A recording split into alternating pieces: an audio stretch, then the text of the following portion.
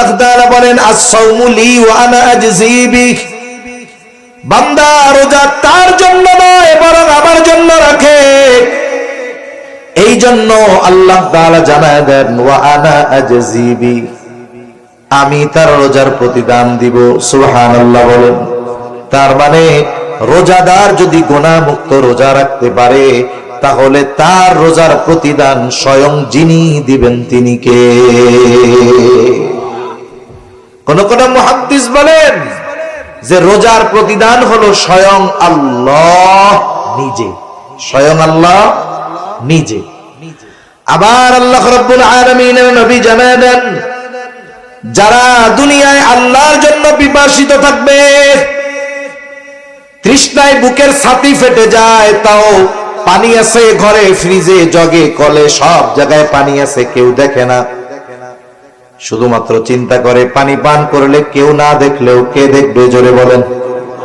এই চিন্তায় আল্লাহর জন্য যারা পিপাসায় কষ্ট করে তৃষ্ণার্ত থাকে, নবীজি জানায়া দেন আল্লাহ তাআলা ওই মানুষগুলাকে কিয়ামতের দিন নিজে পানি পান করাবে।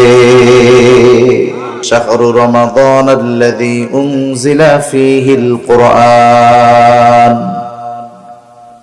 হুদাল লিন-নাসি ওয়া বায়িনাতিন মিনাল হুদা ওয়াল ফুরকান ফামান শাহিদা মিনকুমুশ শাহরা ফালইয়াসুম। আল্লাহ তাআলা কোরআনুল কারীমের মধ্যে জানায়া দেন রমজান মাস, এই মাসে আল্লাহ নাজিল করেছেন কোরআন।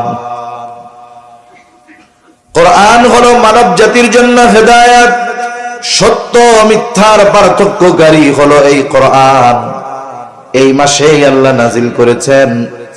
সাথে সাথে আল্লাহ তাআলা বলেন ফামান শাহিদা মিনকুমুশ শাহরা ফালইয়াসুম, যারা এই মাস পাবে তারা যেন এই মাসে রোজা রাখে। তাহলে এই মাসের শ্রেষ্ঠত্বের একটি কারণ, এই মাসে আল্লাহ রোজা ফরজ করেছে। কি ফরজ করেছে? জোরে বলেন, আরো জোরে বলেন, কি ফরজ করেছে? রোজা। কথা কি বুঝেন? কষ্ট হয় না তো? আল্লাহ রাব্বুল আলামিন এই মাসে রোজা ফরজ করেছেন। রোজা কি? বলে রোজা হলো ইসলামের অন্যতম একটি ভিত্তি। রাসূলুল্লাহ সাল্লাল্লাহু আলাইহি ওয়াসাল্লাম বলেন বুনিয়াল ইসলামু আলা খামস, শাহাদাতি আল্লা ইলাহা ইল্লাল্লাহ ওয়া আন্না মুহাম্মাদার রাসূলুল্লাহ ওয়া ইকামিস সালাতি ওয়া ইতাইজ যাকাত ওয়াল হজ্জি ওয়া সাওমি রমাদান। রাসূলুল্লাহ সাল্লাল্লাহু আলাইহি ওয়াসাল্লাম বলেন ইসলামের ভিত্তি হলো পাঁচটি। এক নাম্বার, এই কথার সাক্ষ্য দেওয়া আল্লাহ ইলাহা ইল্লাল্লাহ, আল্লাহ ছাড়া কোনো ইলাহা নাই। মুহাম্মাদুর রাসূলুল্লাহ সাল্লাল্লাহু আলাইহি ওয়াসাল্লামের রিসালাতের ব্যাপারে সাক্ষ্য দেওয়া আল্লাহ ছাড়া ইলাহা নাই। ওয়া আশহাদু আন্না মুহাম্মাদার রাসূলুল্লাহ, আমি আরো সাক্ষ্য দিচ্ছি যে মুহাম্মদ সাল্লাল্লাহু আলাইহি ওয়াসাল্লাম আল্লাহ তাআলার রাসূল। দুই নাম্বার ওয়া ইকামিস সালাহ, নামাজ কায়েম করা। তিন নাম্বার ওয়া ইতাইজ যাকাত, যার উপরে যাকাত ফরজ হয়েছে যাকাত প্রদান করা। ওয়াল হজ, যার উপরে হজ ফরজ হয়েছে হজ করা। ওয়া সাওমি রমাদান, রমজান মাসে রোজা রাখা। এখন এই রমজান মাসে রোজা রাখবে কে? যে সুস্থ প্রাপ্তবয়স্ক বা বয়স্কা, সাথে সাথে যে মুসাফির নয়, মুকিম, যার বয়স হয়ে গেছে, যিনি অসুস্থ নয় এবং যিনি মুসাফির নয়, এই ধরনের মানুষ যারা, তারা রোজা রাখবে। এখন রোজা রাখার জন্য কয় বছর বয়স হওয়া লাগবে? আমাদের দেশে তো বলে 18 বছরের আগে নাকি সব শিশু। ছেলে মেয়ে বালেগ হয় কত বছরে? আমাদের দেশের সরকারি হিসাব বলে 18 বছর পর্যন্ত শিশু। এক্ষেত্রে এই হিসাবকে সামনে রাখা যাবে না, বরং দেখতে হবে ইসলাম কি বলেছে, ঠিক কিনা? রাসূলুল্লাহ সাল্লাল্লাহু আলাইহি ওয়াসাল্লাম জানায় দেন, আহাদুল বুলুগ, বালেগ হওয়ার সর্বশেষ সময় সীমা হলো চন্দ্র মাসের 15 মাস, চন্দ্র মাসের 15 বছর, মানে চন্দ্র বছর হিসাবে, চন্দ্র তারিখ হিসাবে 15 বছর। এই হিসাবে ইংরেজি তারিখে হয় 14 বছর 7 মাস। এর আগেও হতে পারে, 12 বছরে হতে পারে, 11 বছরে হতে পারে, 13 বছরে হতে পারে, 14 বছরেও হতে পারে। কিন্তু 14 বছর 7 মাস অতিবাহিত হয়ে যাবার পর কোন ছেলে অথবা মেয়েকে নাবালক শিশু বলার সুযোগ নাই। এজন্য অনেক মানুষ আছে, ছেলের বয়স 14-15, মেয়ের বয়স 15 বছর, তোরা এখনো পোলা পাইন, তোকে রোজা রাখা লাগবো না, বলে না এরকম? লেখাপড়া ডিস্টার্ব হইব, পরীক্ষা আছে রে, কষ্ট করে স্কুলে যাইতে হবো, তো রোজা রাখার দরকার নাই রে, কয় না এরকম? কত মায়া সন্তানের জন্য। এই বালেগ বা বালেগা ছেলে বা মেয়েটা যদি রোজা না রাখে জাহান্নামের শাস্তি আছে না নাই? মনে করেন আপনার ছেলে রাত 3টা পর্যন্ত লেখাপড়া করে ঘুমাইছে, ঘুমের থেকে উঠবে 9টায়, ফজরের নামাজ তো নাই। এখন যদি সকাল 6টার সময় বাড়িতে আগুন লাগে, কি করবেন? আপনি কি বলবেন নাকি যে ছেলে তো 9টার আগে ঘুম থেকে ওঠে না, আগুন লেগে পুইরা ঘর ছাই হয়ে যাক, কিন্তু পোলারে ডাক দেওয়া যাবে না, এমন করবেন? প্রয়োজনে নিজে পুড়ে হলেও আগুন থেকে আপনি বাচ্চাটারে বাঁচানোর চেষ্টা করবেন। আবার দেখেন আপনার সন্তান প্রাপ্তবয়স্ক হয়ে গেছে, নামাজ পড়ে না, রোজা রাখে না, নামাজ রোজা যদি না করে তার জাহান্নামের আগুনে পোড়া লাগবে। কিন্তু আপনি আপনার প্রাপ্তবয়স্ক সন্তানকে রোজা রাখান না, নামাজ পড়ান না, কেন? বলে কষ্ট হয়ে যাবে। ঘুম থেকে ডাক দেয় না কেন? বলে ফজরের নামাজের জন্য ডাক দেয় না কেন?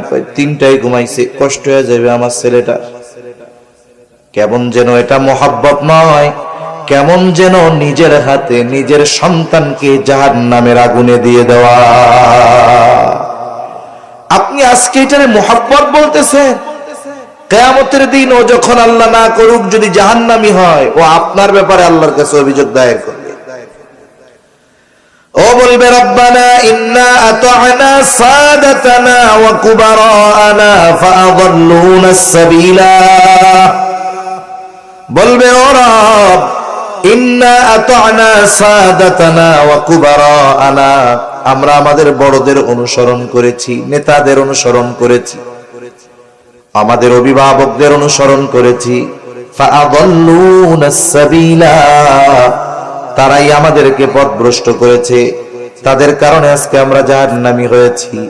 আল্লাহ তাআলার কাছে তারা বলবে, রব্বানা আতিহিম যিফাইনি মিনাল আযাবি ওয়ালআনহুম লা'নান কাবীরা।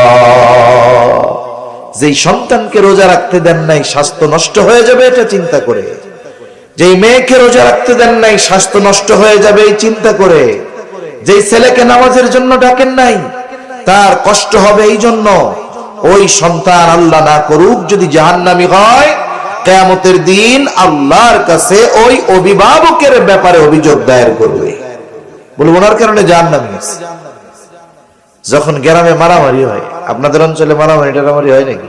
গ্যাঞ্জাম হয় না মাঝে মধ্যে? 2টা দল থাকে না?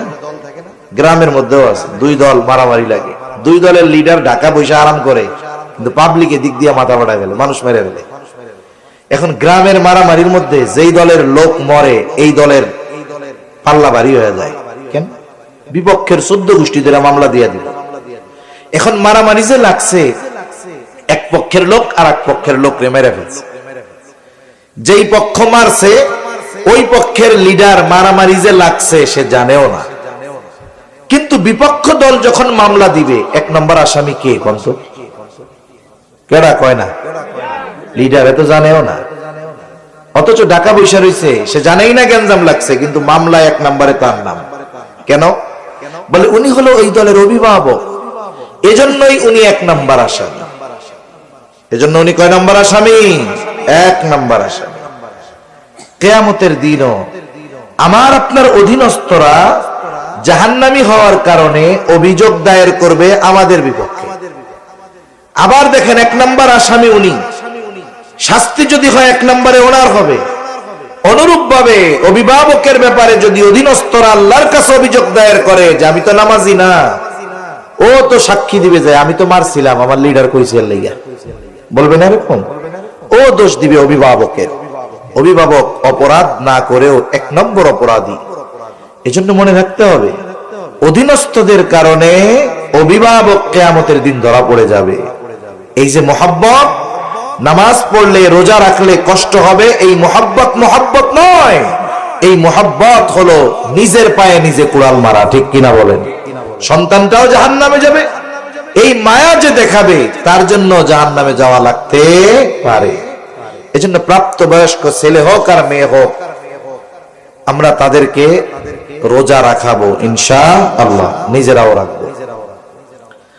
তাহলে রমজান মাস 1 নম্বরে শ্রেষ্ঠ মাস হওয়ার কারণ হলো এই মাসে আল্লাহ রোজা ফরজ করেছেন, যা ইসলামের অন্যতম একটি ভিত্তি। 2 নম্বর, এই মাস শ্রেষ্ঠ হওয়ার কারণ বলে এই মাসে আল্লাহ তাআলা কোরআনুল কারীম নাজিল করেছে।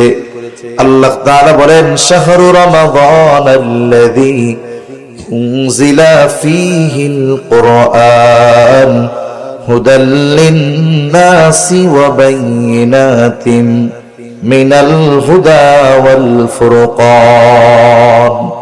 আল্লাহ তাআলা বলেন, শাহরু রমাদান, রমজান মাস, আল্লাযী উনজিলা ফীহিল কুরআন, যেই মাসে আল্লাহ নাজিল করেছেন কোরআন। এই কোরআন হুদাল লিন-নাস, মানুষের জন্য হেদায়েত, ওয়া বাইয়িনাতিম মিনাল হুদা ওয়াল ফুরকান, এই কোরআন হলো সত্য মিথ্যার মধ্যে পার্থক্যকারী, এজন্য কোরআন হলো ফুরকান। আল্লাহ তাআলা আরেক জায়গায়, অনেক জায়গায় বলেছেন কোরআন হলো হুদাল লিল মুত্তাকিন, মুত্তাকিনদের জন্য হেদায়েত। আবার আল্লাহ এই জায়গায় বললেন হুদাল লিন-নাস, গোটা মানব জাতির জন্য হেদায়েত। বলে মানব জাতির মধ্যে মুসলিম আছে, অমুসলিম আছে, নাস্তিক আছে, আস্তিক আছে, আছে না নাই? বলে মানব জাতির জন্য হেদায়েত কেন? যদি কোন কাফের, যদি কোন নাস্তিক, ইসলাম বিদ্বেষী, সেও যদি কোরআনুল কারীম যথাযথভাবে অনুধাবন করে হৃদয় দিয়ে পড়ে বুঝে, আশা করা যায় এই কোরআন তাকে সত্য মিথ্যা পার্থক্য করণের জ্ঞান দান করবে। কোরআন যদি যথাযথভাবে সে অনুধাবন করে, তাহলে এই কোরআনের মাধ্যমে কোনটা হক, কোনটা বাতিল, কোনটা সত্য, কোনটা মিথ্যা, এই কোরআন তাকে সেই সত্য মিথ্যার পার্থক্য করার যোগ্যতা দিয়ে দিবে। এজন্য কোরআন হুদাল লিন-নাস। এজন্য এই পৃথিবীতে অনেক মানুষ যারা অমুসলিম, যারা নাস্তিক, কিন্তু এরা কোরআন তিলাওয়াত করে, কোরআন বুঝে পড়ে, এই মানুষগুলো কোরআনের ছোঁয়ায় ঈমানের মতো দৌলত অর্জন করতে পেরেছে। সুবহানাল্লাহ। তাহলে আল্লাহ তাআলা এই মাসে নাযিল করেছেন কোরআন। 3 নম্বর কারণ, এই মাসেই আছে লাইলাতুল কদর, যেটা 1000 মাসের চাইতে উত্তম। আল্লাহ তাআলা বলেন, ইন্না আনজালনাহু ফি লাইলাতিল কদর ওয়া মা আদরাকা মা লাইলাতুল কদর লাইলাতুল কদরি খায়রুম মিন আলফি শাহর। আল্লাহ তাআলা বলেন, আমি ইন্না আনজালনাহু ফি লাইলাতিল কদর, আমি কদরের রজনীতে নাজিল করেছি এই কোরআন। ইন্না আনজালনাহু আই ইন্না আনজালনাল কুরআনা ফি লাইলাতিল কদর, আমি কদরের রজনীতে কোরআন নাজিল করেছি। ওয়া মা আদরাকা মা লাইলাতুল কদর, আপনি কি জানেন লাইলাতুল কদর কি? আল্লাহ তাআলা লাইলাতুল কদরের পরিচয় দিয়ে বলেন, লাইলাতুল কদরি খায়রুম মিন আলফি শাহর, বলে ওই রজনীটা হলো এমন এক রাত, বলে ওই রাতের মর্যাদা 1000 মাসের চাইতেও বেশি, 1000 রাতের চাইতেও উত্তম এই একটা রজনী। এটা আছে কোন মাসে? জোরে কোন। খিদা লাগছে আপনাদের? তাকবীর দেন, নারায়ে তাকবীর। আরো জোরে, নারায়ে তাকবীর। তাহলে এই লাইলাতুল কদর কোন মাসে আছে? রমজান মাস। লাইলাতুল কদরে মানে এই রাতে আল্লাহ কি নাজিল করছে? কোরআন। তাহলে রমজান মাসের 1 নাম্বার শ্রেষ্ঠত্বের কারণ 1 নাম্বার বলে এই মাসে রোজা ফরজ করেছে আল্লাহ। 2 নাম্বার এই মাসে নাজিল করেছেন কোরআন। 3 নাম্বার এই মাসেই আছে হাজার মাসের চাইতে উত্তম এমন এক রাত লাইলাতুল কদর। 4 নাম্বার নবীজি সাল্লাল্লাহু আলাইহি ওয়াসাল্লাম জানায়া দেন অন্যান্য মাসের চাইতে রমজান শ্রেষ্ঠ কেন? নবীজি বলেন ইদা দাখালা রমাদান, যখন রমজান মাস চলে আসে নবীজি বলেন ফুতিহাত আবওয়াবুল জান্নাহ, আল্লাহ তাআলা জান্নাতের দরজাগুলো খুলে দেয়। আর এক বর্ণনায় আসছে ফুতিহাত আবওয়াবুস সামা, আসমানের দরজাগুলো খুলে দেওয়া হয়। আর এক বর্ণনায় আসছে ফুতিহাত আবওয়াবুর রাহমাহ, আল্লাহ তাআলা রমজান মাসে রহমতের দরজাগুলো খুলে দেয়। এরপরে আসছে ফুতিহাত আবওয়াবুল জাহিম, গুললিকাত আবওয়াবুল জাহিম, জাহান্নামের দরজাগুলোকে বন্ধ করে দেওয়া হয়। ওয়া সুলসিলাতিশ শায়াতিন, এবং শয়তানকে এই মাসে শিকলে আবদ্ধ করে ফেলা হয়। তাহলে রমজান মাস বছরের শ্রেষ্ঠ মাস। শ্রেষ্ঠত্বের কয়েকটা কারণ আমরা জানলাম। এখন এই মাসে আমাদের করণীয় কি আছে এটা নিয়ে অল্প কিছু কথা বলে আমি আমার আলোচনা শেষ করে দিব ইনশাআল্লাহ। বেশি লম্বা কথা বলবো না, কারণ আগামী দিন যেহেতু একেবারে 99% বলা যায় যে আমাদের রোজার প্রস্তুতি আছে, এজন্য গভীর রাত করা ঠিক হবে না। এখন এই মাসে আমাদের আমল কি, করণীয় কি জানার দরকার আছে না নাই? আমরা জানি, তবে এগুলো ঠিক মতো মানি না। 1 নাম্বার এই মাসে যে আমল সেটা হলো রোজা। এটা আমাদের জন্য ফরজ। আল্লাহ তাআলা কোরআনুল কারীমের মধ্যে বলেন ইয়া আইয়ুহাল্লাযীনা আমানু কুতিবা আলাইকুমুস সিয়াম কামা কুতিবা আলাল্লাযীনা মিন ক্বাবলিকুম লাআল্লাকুম তাত্তাকুন। আল্লাহ তাআলা বলেন হে ঈমানদারেরা, কুতিবা আলাইকুমুস সিয়াম, তোমাদের উপরে রোজা ফরজ করা হয়েছে যেমনি ভাবে তোমাদের পূর্ববর্তীদের উপরে ফরজ করা হয়েছিল। আল্লাহ তাআলা রোজা ফরজের ঘোষণা দিয়েছেন, সাথে সাথে বান্দা যেন চিন্তা না করে কেমন করে রোজা রাখবো। এই জন্য আল্লাহ তাআলা বান্দাকে জানায় দেন, বান্দা এই রোজা শুধু তোমাদের উপরে ফরজ করা হয়েছে এমনটা নয়, বরং তোমাদের পূর্ববর্তীদের উপরেও রোজা ফরজ করা হয়েছিল। তোমাদের পূর্ববর্তীদের উপরেও রোজা ফরজ করা হয়েছিল। যখন কোন বিষয়ের আদেশ নতুন করে কাউকে দেওয়া হয়, সে যদি মনে করে এই আদেশ মনে হয় আমার আগে এই পৃথিবীতে আর কেউ, তখন তার কাছে কঠিন লাগবে। যদি তারে বলা হয় আরে মিয়া তুমি কি প্রথমে এই কাজ করবা নাকি, তোমার আগে কত মানুষে করছে, তখন তার মধ্যে একটা মানসিক চিন্তা আসবে, আমার আগে যদি মানুষেরা কইরা থাকে তাহলে আমি পারবো না কেন? ঠিক কিনা বলেন? এজন্য আল্লাহ তাআলা আদেশ করার পর জানায়া দিলেন এই রোজা শুধু তোমাদের উপরে ফরজ করা হয়েছে এমনটা নয়, বরং তোমাদের পূর্ববর্তীদের উপরেও এই রোজা ফরজ করা হয়েছে। পূর্ববর্তীদের উপরে রোজা ফরজ ছিল আদম আলাইহিস সালাম থেকে নিয়ে প্রত্যেকটা উম্মতের উপরে রোজা ফরজ ছিল, তবে রোজার সিস্টেম ছিল ভিন্ন ভিন্ন। সব উম্মতের উপরে এক ধরনের রোজা আল্লাহ ফরজ করেন নাই।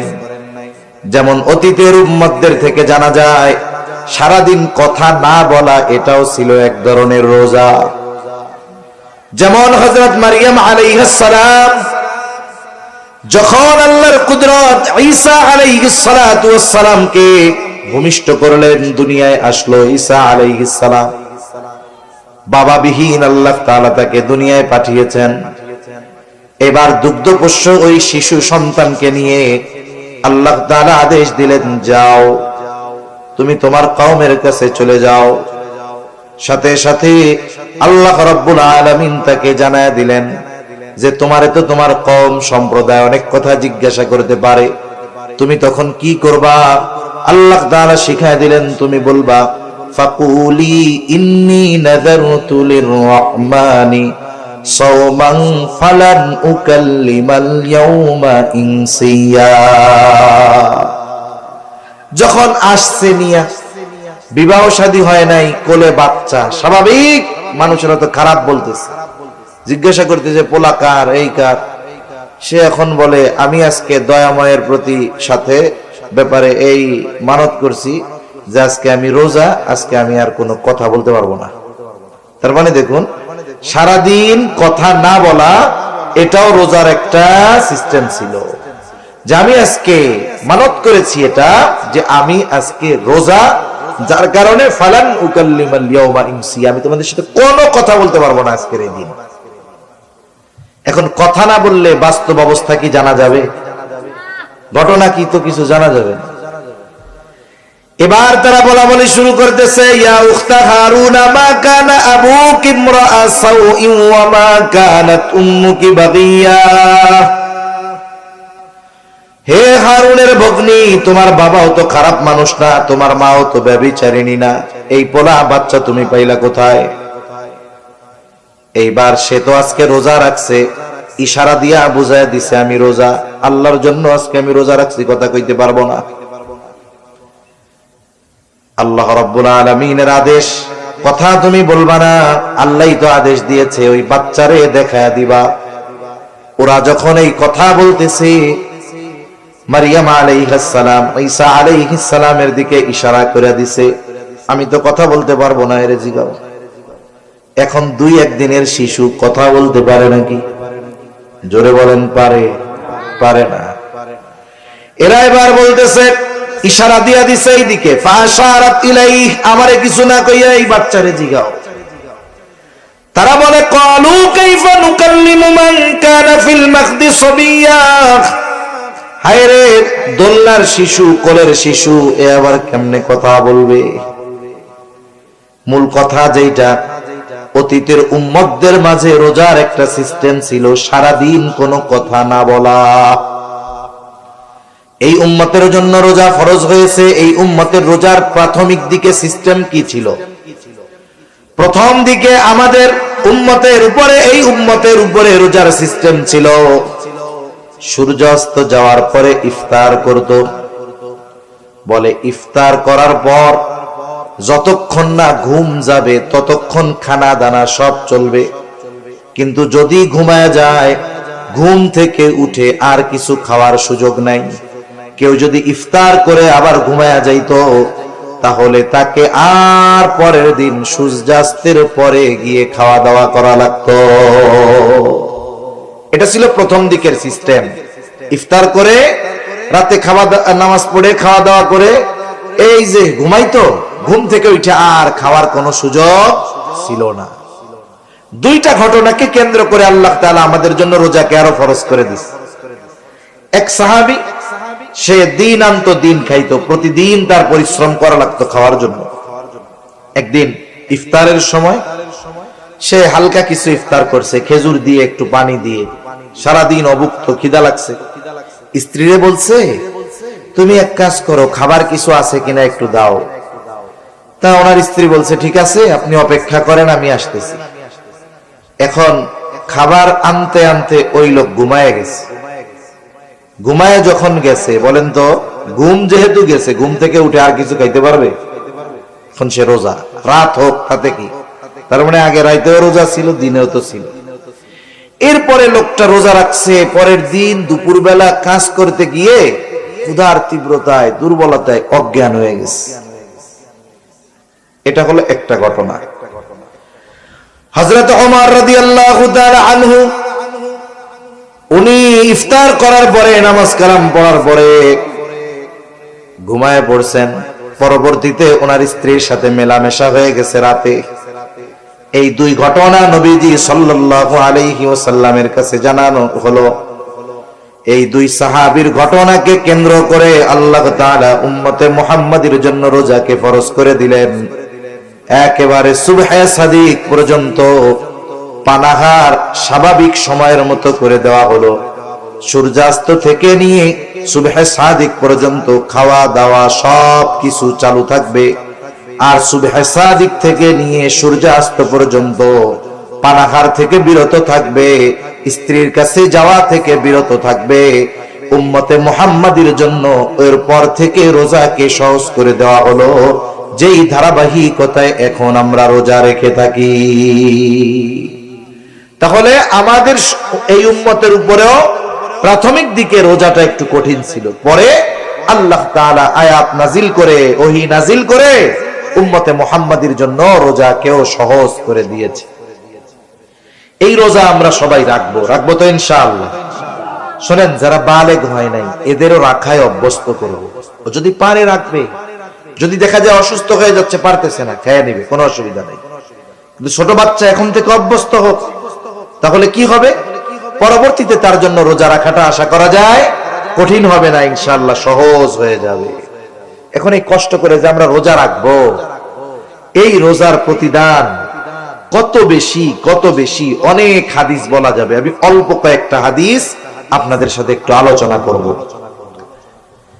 এখন এক নাম্বার বিষয় হলো, রোজা রেখে যদি আমরা হাদিসের ঘোষণা অনুযায়ী প্রতিদানগুলো আল্লাহর কাছে পেতে চাই, তাহলে শুধু সারাদিন না খেয়ে থাকলে হবে না, সারাদিন গুনাহ থেকেও বাঁচতে হবে। এজন্য রাসূলুল্লাহ সাল্লাল্লাহু আলাইহি ওয়াসাল্লাম বলেন, কিছু মানুষের রোজা হলো না খেয়ে থাকার নামান্তর। আবার নবীজি সাল্লাল্লাহু আলাইহি ওয়াসাল্লাম বলেন, যে রোজা রাখলো কিন্তু অশ্লীল ফাহেশা মন্দ গুনার কাজ ছাড়লো না, নবীজি বলেন তার না খেয়ে থাকায় আল্লাহ তাআলার কোনো কিছু আসে যায় না। তার মানে কোন ব্যক্তি যদি রোজা রেখে গুনাহ করে, চোখের গুনাহ, হাতের গুনাহ, জবানের গুনাহ, পায়ের গুনাহ, এই গুনাহ যদি করে, তাহলে তার রোজাটা কি হয়? শুধু ফরজ আদায় হয়। ওই রোজার দ্বারা যে প্রতিদানের কথা আসছে হাদিসে, এগুলো কিছুই সে পাবে না। রোজার প্রতিদান পাওয়ার জন্য রোজা হতে হবে গুনাহমুক্ত। গুনাহযুক্ত রোজা যদি হয়, তাহলে ওই রোজা কেমন যেন 133 পেয়ে পাশ করার মতো। 133 পেয়ে যে পাশ করবে, সে এই পাশের কথা মানুষের সামনে বলতেও লজ্জা পাবে, ঠিক কিনা বলেন? কতজন তারে টিটকারি করে বলবে, এক কম পাইতা তাহলে আরো ভালো হইতো, আগামী বছর পরীক্ষা দিয়ে আর একটু ভালো রেজাল্ট করতে পারতাম, এখন তো সেই সুযোগও নাই, পাইছো মাত্র 33। এরকম টিটকারি করবে মানুষ তাকে। আর যে পাশ করছে কিন্তু 190 পাইছে, 95 পাইছে, ও মানুষের সামনে বুক ফুলায় বলবে আমি গোল্ডেন এ প্লাস পাইছি, ঠিক কিনা বলেন? তাহলে দুইজনেই পাস, 33 পাওয়া পাস আর 190 পাওয়া পাস, দুইটা কি সমান? আমি আপনি সারাদিন কষ্ট করে না খেয়ে থাকলাম, তৃষ্ণায় কষ্ট করলাম, ক্ষুধায় কষ্ট করলাম, এখন যদি একটু গুনার কারণে প্রতিদান বঞ্চিত হয়ে যায়, এর চাইতে বোকামি আর কোনো কিছু হতে পারে? এজন্য রোজা রেখে অনেকে সময় কাটানোর জন্য মোবাইল দেখবে, টেলিভিশন দেখবে, গল্প গুজব করবে। আমার মা বোনেরা, রোজার মাস 2 বেলা রান্না বান্না নাই, সকালে আর রাত দুপুরে, এবার বসে বসে তিন চারজন এক জায়গায় হয়ে দুনিয়ার সব গল্প শুরু করবে। দেখা যাবে এটা একসময় গীবতের মজলিস হয়ে গেছে, ঠিক কিনা বলেন? এজন্য রোজা রেখে সকল ধরনের গুনাহ থেকে যদি না বাঁচি, বলে ওই রোজা রাখা না রাখায় আল্লাহর কিছু আসে যায় না। ফরজটা আদায় হলো ঠিক, কিন্তু রোজার প্রতিদান থেকে সে বঞ্চিত হলো। এজন্য আমরা সবাই রোজার প্রতিদান চাইতো। রোজার প্রতিদান কত বড়! রাসূলুল্লাহ সাল্লাল্লাহু আলাইহি ওয়াসাল্লাম বলেন, হাদিসে কুদসি আল্লাহ তাআলা বলেন, কুল্লু আমাল ইবনে আদম লাহু ইল্লা সিয়াম। নবীজি সাল্লাল্লাহু আলাইহি ওয়াসাল্লাম বলেন, আল্লাহ তাআলা বলেছেন, বনি আদমের প্রত্যেকটা আমল তার নিজের জন্য, ইল্লা সিয়াম, রোজা ছাড়া। আল্লাহ তাআলা বলেন, আস-সাওমু লি ওয়া আনা আজজি বিহি। বান্দা রোজা তার জন্য নয়, বরং আমার জন্য রাখে। এই জন্য আল্লাহ তাআলা জানায় দেন, ওয়া আনা আজজি বিহি, আমি তার রোজার প্রতিদান দিব। সুবহানাল্লাহ বলেন। তার মানে রোজাদার যদি গুনাহ মুক্ত রোজা রাখতে পারে তাহলে তার রোজার প্রতিদান স্বয়ং যিনি দিবেন তিনি কে? কোন কোন মুহাদ্দিস বলেন যে রোজার প্রতিদান হলো স্বয়ং আল্লাহ নিজে, স্বয়ং আল্লাহ নিজে। এক রাজার চার বউ, কয় বউ? জোরে কন না, কয় বউ? এনে কেউ আসেননি চার বউ? নাই, এই জায়গা নাই, পাওয়া যাবে না। এখন দেখেন চার বউ একজন। এখন ওই রাজা তার চার বউরেই বলছে, আজকে আমার রাজ্যের ধনভাণ্ডার তোমাদের জন্য ওপেন, খুলে দিলাম, যার যা মন চায়, যত মন চায় নেও।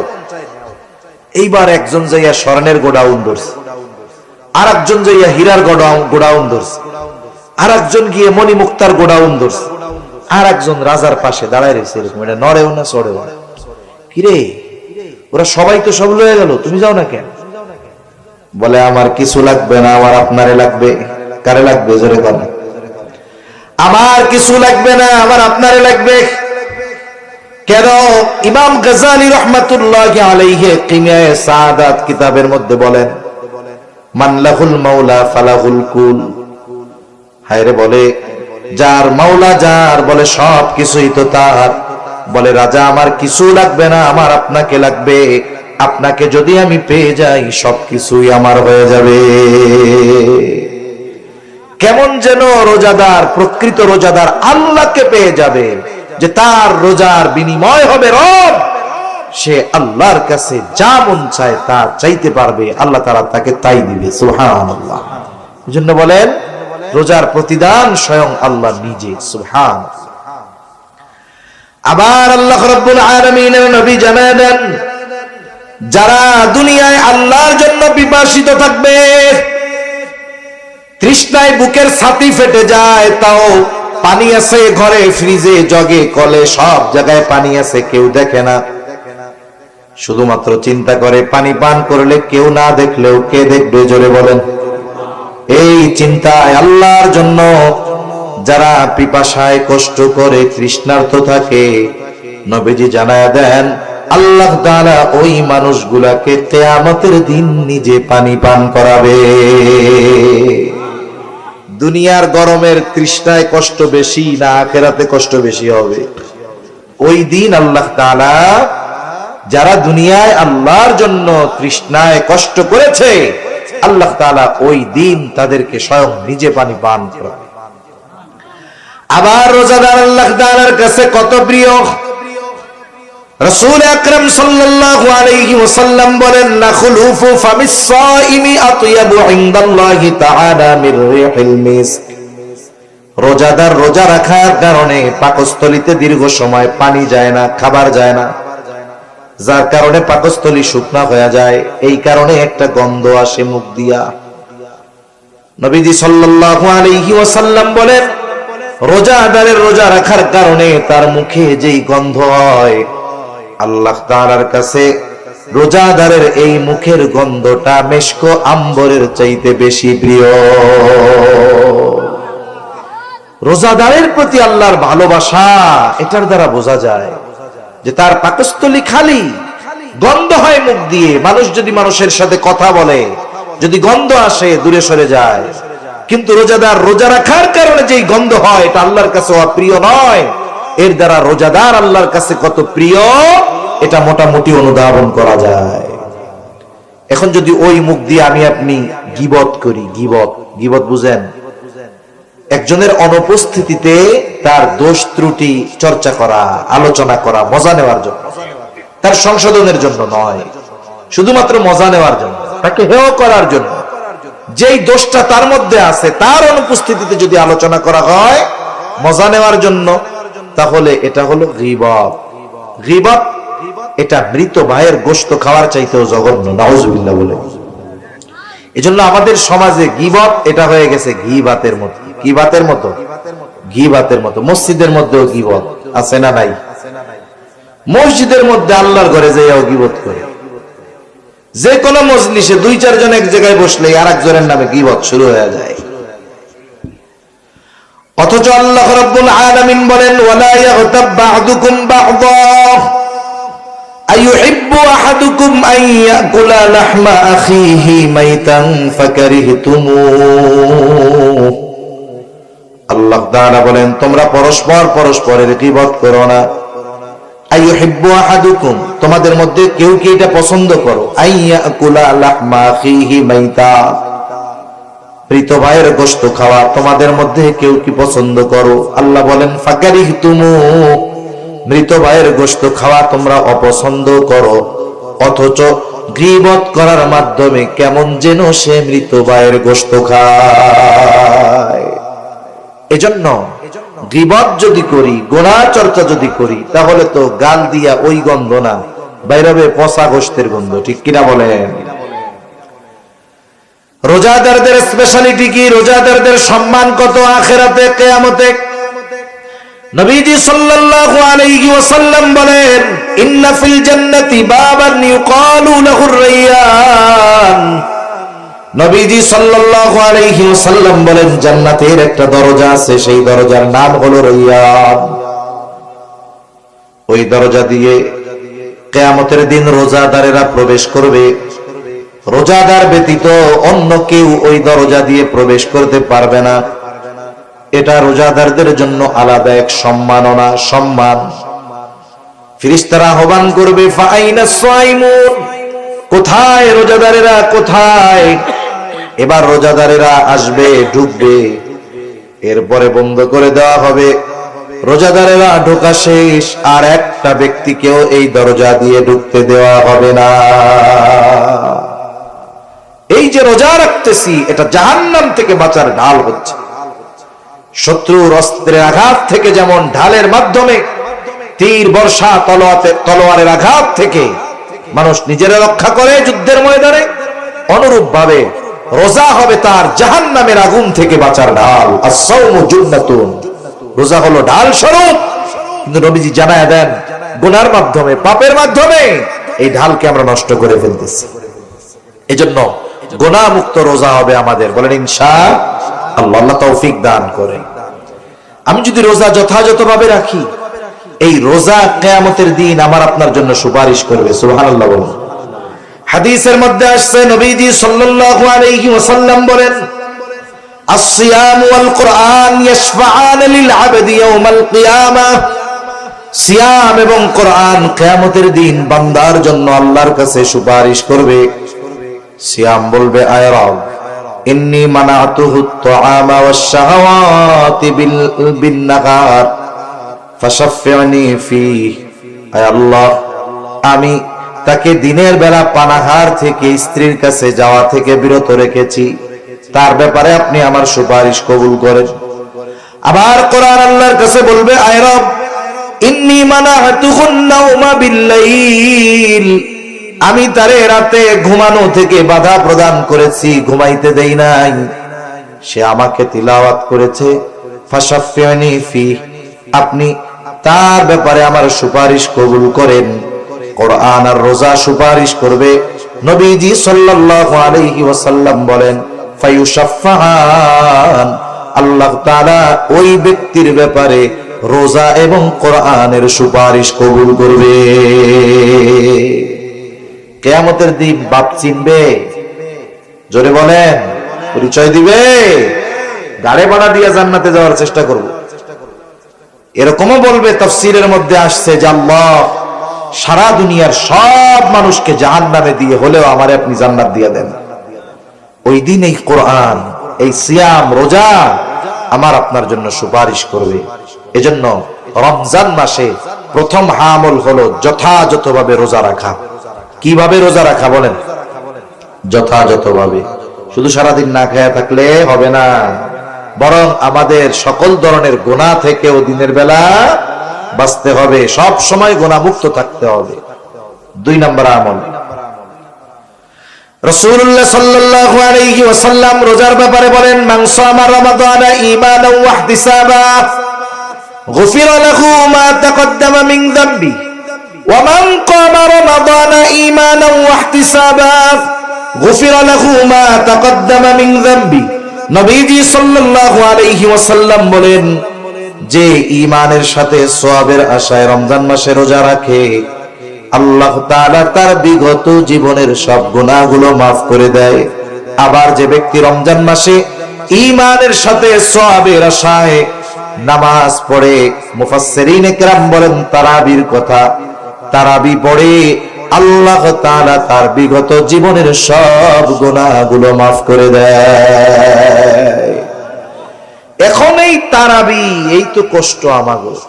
আহা, অনেকে চিন্তা করতেছে রোজা তো রাখবো কষ্ট করে, বিকাল বেলা তো ইফতারটা ভালো করবো, তারাবি 20 রাকাত, উফ, এখনই কোমর ব্যথা, গিরা ব্যথা, ঠ্যাং ব্যথা শুরু হয়ে গেছে। এজন্য হাদিসের মধ্যে আসছে রমজান মাস যখন আসে মুমিনের অন্তরের মধ্যে এক ধরনের প্রফুল্লতা কাজ করে। কেন? প্রকৃত ইমানদার চিন্তা করে, এই তো সুবর্ণ সুযোগ, আগামী 1 মাসের পাথেয় সংগ্রহ, 11 মাসের পাথেয় সংগ্রহ করা। মোবাইল চার্জ দেন 1 ঘন্টা, টিভেন 12 ঘন্টা, তাই না? কয় এই 1 মাস সে আমলের মাধ্যমে সামনের 11 মাসের পাথেয় সংগ্রহ করে নিবে, এজন্য তার আনন্দ লাগে, ইবাদতের মৌসুম।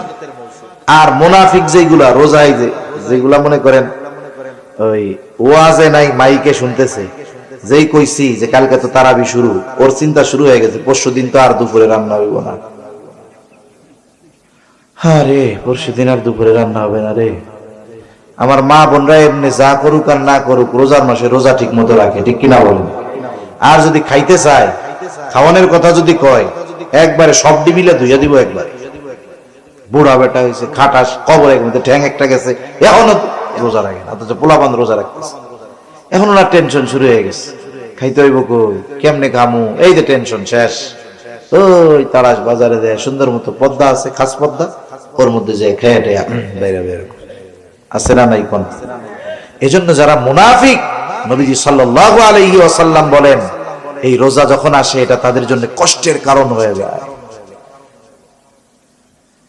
এখন এই যে রোজার মাস, তারাবি পড়তে হবে, আমাদের অনেকের চিন্তা শুরু হয়ে গেছে খতম তারাবি কেমনে পড়বো। আবার যদি খতম তারাবি পড়ে হাফেজ সাহেব, তাইলে অন্য মসজিদে কয় মিনিট হয় হিসাব করে, 8টায় শুরু করছে তারাবি, ও গো 8:30 শেষ, আমাকে 3 মিনিট বেশি লাগছে, 8:33। হাফেজ সাহেব এসে, হাফেজ সাহেব আমরা কিন্তু বাইরে যেতেছি, আমাকে 25 মিনিটে শেষ করা লাগবে, আছে না নাই কোন? আপনারা কে কইছে খতম তারাবি পড়তে? আপনি সূরা তারাবি পড়েন বাড়ি গিয়ে আস্তে আস্তে। হাফেজ সাহেব কোরআন তিলাওয়াত করবে, কয় মিনিট বেশি লাগে শুদ্ধভাবে পড়লে? হাফেজ সাহেব সুন্দর মতো 1.5 পারা যখন প্রথম 6 দিন পড়বে, প্রতি পারায় সে যদি 30 মিনিট সময় নেয় তিলাওয়াতের জন্য, রুকু সেজদা এগুলা তো আর কমানোর সুযোগ নাই, নাকি সেজদা 2টার জায়গায় 1টা দিলে হয়ে যাবে? মাশাআল্লাহ হবে, 2টাই তো দিবে। কমপক্ষে রুকুর মধ্যে সুবহান রাব্বিয়াল আযীম 3 বার তো বলবে নাকি, সুবহান রাব্বিয়াল আলা কমপক্ষে তো 3 বার বলবে নাকি। এইগুলা তো আর কমানোর সুযোগ নাই।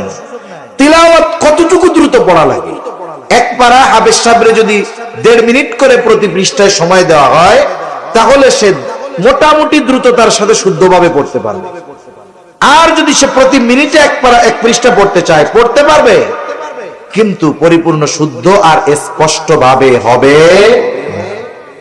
এখন দেখুন, সে যদি 20 মিনিটে পড়ে, আর যদি 10টা মিনিট সময় আমরা বেশি দেই, তাহলে তিলাওয়াত সুন্দর হবে। কোরআন তিলাওয়াত করলে শুধু সওয়াব হয় তা না, কিছু তিলাওয়াতকারী তিলাওয়াত যখন করে কোরআন তারে লানত দেয়, বলে আল্লাহ কারে পড়াইছেন আমারে পড়ার লেগে, রেইলি হাফেজ আছে, শুরু করেন মুসল্লি কিচ্ছু বুঝলো না, কোনো লাভ হইছে? কমপক্ষে তো শব্দগুলো স্পষ্ট উচ্চারণ হতে হবে। যারা শুনতেছে তাদের শব্দগুলো মুখস্থ নাই, তবে শব্দটা বুঝতে তো হবে। এতটুকু ভাবে যদি কোরআন পড়ে 10 মিনিট সময় বেশি লাগে। কয় মিনিট? এখন 20 রাকাতে 10 মিনিট একবারে লাগে না 20 বারে লাগে? তার মানে প্রতি রাকাতে কয় মিনিট বেশি হয়? 30 সেকেন্ড। কয় সেকেন্ড?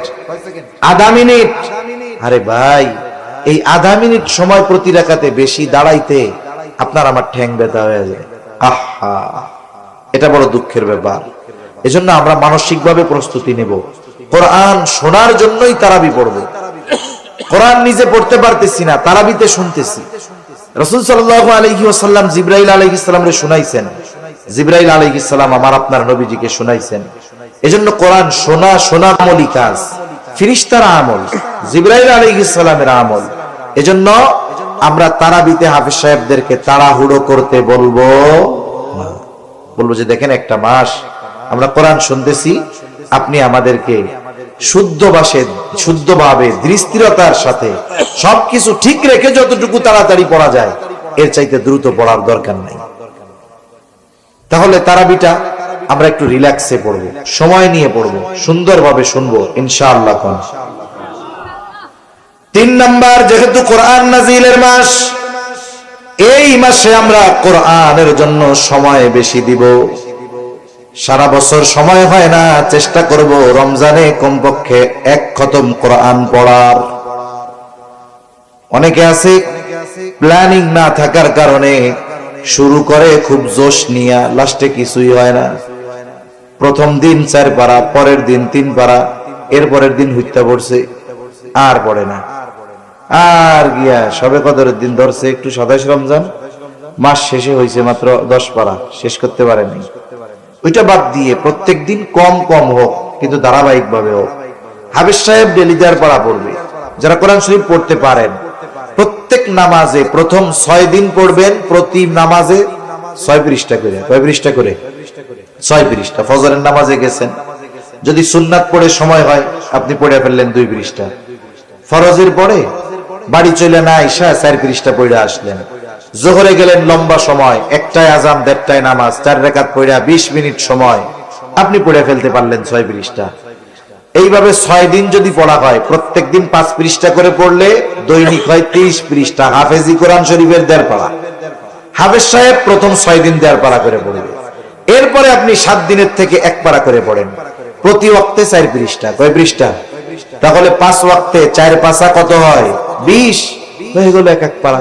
দেখা গেল সুন্দরভাবে ধীর স্থিরতার সাথে আপনার মসজিদের তারাবি হাফেজ সাহেবের জবানে 1 খতম শোনা হলো, নিজেও 1 খতম পড়া হয়ে গেল।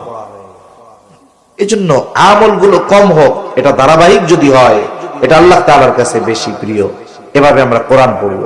যারা কোরআন পড়তে পারি না, হাফেজ সাহেব থাকবে, ইমাম সাহেব থাকবে, তাদের কাছ থেকে আমরা একটু কোরআন শেখার চেষ্টা করব। অনেকে আছে অনেক দিন নামাজ পড়ে কিন্তু সূরাগুলা সহি শুদ্ধ নাই। আপনি কোরআন শরীফের সূরাগুলো সহি শুদ্ধ করবেন, সূরা ফাতিহাটা ঠিক করবেন, সূরা নাস, ফালাক, ইখলাস, কুল হুয়াল্লাহ যত সূরা আছে কমপক্ষে শেষের 10টা একবারে শুদ্ধভাবে শিখে নিলেন।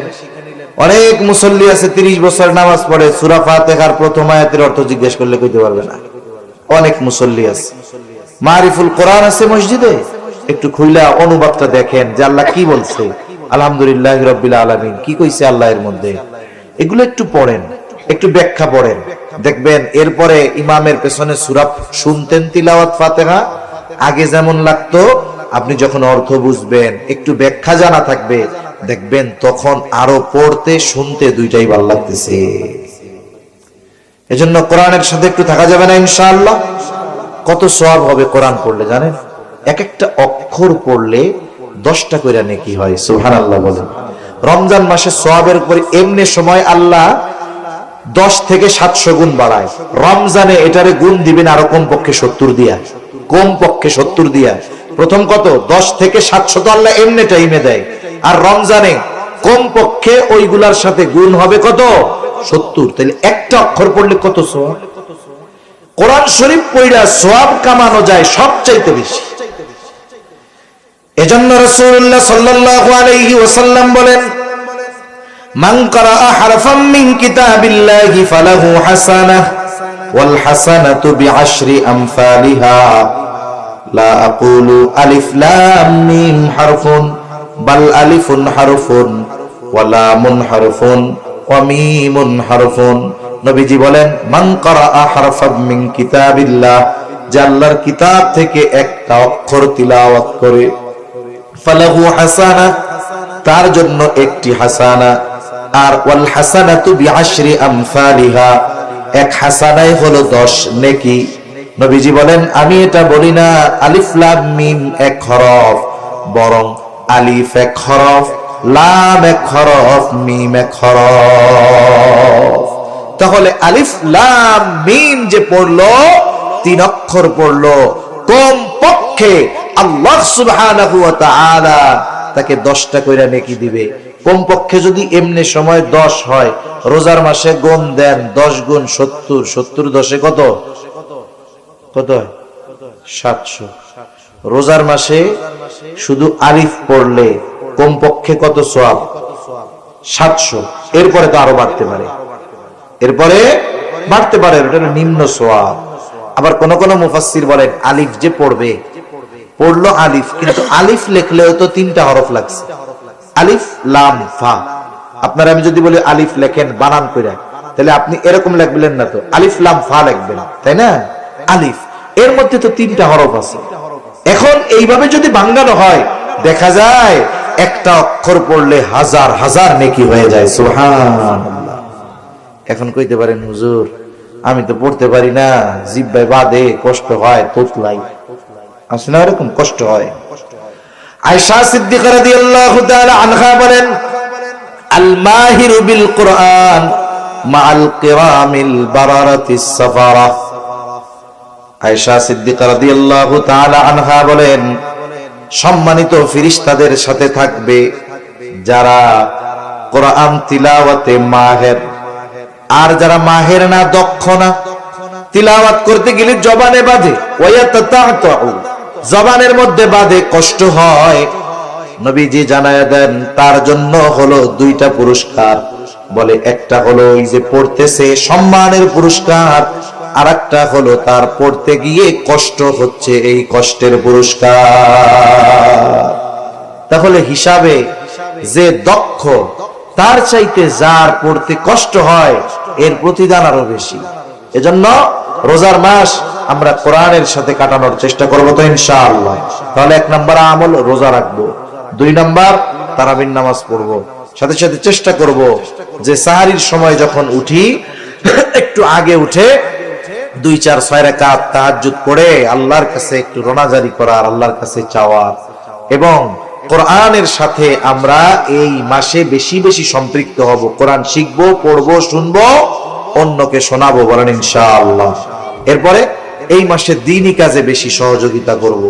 রাসূল সাল্লাল্লাহু আলাইহি ওয়াসাল্লাম ছিলেন আজওয়াদান নাস, সবচাইতে বড় দানশীল। রোজার মাস আসলে ওনার দানশীলতার পরিমাণ আরো বেড়ে যেত। একেবারে বাতাসের ন্যায় তিনি দুহাত প্রসার করে দান করতেন, মানুষদেরকে দিতেন। নবীকে আমরা গরিব বলি, অনেকে বলে গরিব নবী, না, নবীজি গরিব ছিলেন না, গরিবী হালতকে নবীজি গ্রহণ করেছেন। নবীজির কাছে অনেক সম্পদ আসতো নবীজির জন্য, নবীজি এগুলো মানুষকে দিয়ে দিতেন।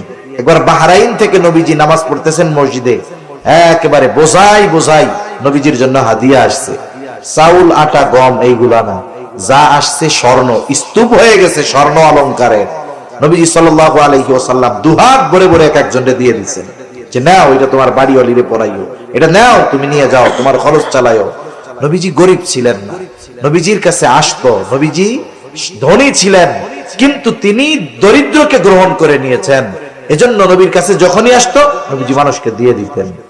এরপরে আমরা মানুষকে ইফতার করাবো। ইফতার করানোর মধ্যে অনেক ফায়দা। 1 গ্লাস পানি দিয়ে হোক, একটা খেজুর দিয়ে হোক, এতে লাভ কি? আপনি কাউরে ইফতার করাইলেন, সে রোজাদার, তার রোজার সমপরিমাণ সওয়াব ইফতার করানেওয়ালা পেয়ে যাবে। এতে আবার যিনি রোজা রাখছেন তার কোনো সওয়াব কমে যাবে না। চিন্তা করে ওর বাড়ি ইফতার করে আমার সওয়াব যদি ব্যক্তি নিয়ে যায়, খাওয়ানোর দরকার নেই, অসুবিধা নেই। যে রোজা রাখবে তারটাও কমবে না, বরং ইফতার যিনি করাবেন তিনি ওই পরিমাণ সওয়াব পেয়ে যাবেন। এই বিষয়গুলো আমরা খেয়াল রাখবো তো ইনশাআল্লাহ। আমাদের ঘরের মানুষের জন্য কাজ হালকা করে দিব।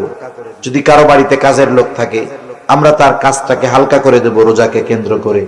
এইভাবে আমরা চেষ্টা করব আমাদের রমজান মাস অতিবাহিত করার। হতে পারে এই রমজান আমার আপনার জীবনের শেষ রোজা, ঠিক কিনা? হতে পারে কি পারে না? পারে। এজন্য রমজান মাস পেয়ে যে গুনাহ মাফ করাতে পারলো না, প্রসিদ্ধ এক হাদিস, নবীজি মেম্বারে উঠতেছিলেন, এক সিঁড়িতে উঠছেন আমিন, দ্বিতীয় সিঁড়িতে আমিন, তৃতীয় সিঁড়িতে আমিন। সাহাবায়ে কেরাম জিজ্ঞাসা করে, ইয়া রাসূলুল্লাহ সাল্লাল্লাহু আলাইহি ওয়াসাল্লাম, আপনি আমিন বললেন 3 বার, কিন্তু কি জন্য বললেন বুঝলাম না। নবীজি তখন 3টা কারণ বলছে। এর মধ্যে একটি কারণ হলো, যেই ব্যক্তি রমজান মাস পেল কিন্তু তার গুনাহ মাফ করাতে পারলো না, সে ধ্বংস হয়ে যাক। দোয়া করছে রুহুল আমিন, আর আমিন বলছে রহমাতুল লিল আলামিন। এই দোয়া কবুল হইছে, কোনো সন্দেহ আছে? কোনো সন্দেহ নাই। সেই রমজান আমাদের একেবারে নিকটবর্তী। এজন্য মা বোনদেরকেও বলবো, যারা আছেন শুনতেছেন, সবাইকে অনুরোধ করব, আর গাফলতির কোনো সুযোগ নাই। সর্বোচ্চ প্রস্তুতি নিয়ে আমরা আগামী রজনী হতে পারে রমজান মাস শুরু হয়ে যাবে, এই মাসটা যেন হেলায় খেলায় গুনায় আমাদের কেটে না যায়। এ মাসটা যেন ইবাদতময় হয়, এ মাসটা যেন কোরআনময় হয়, এ মাসে যেন মসজিদের সাথে আমার আপনার সম্পৃক্ততা বেশি থাকে। এই চেষ্টা আমরা করব তো ইনশাআল্লাহ। আল্লাহ তাআলা তৌফিক দান করেন। জবান খুলে বলি আমিন।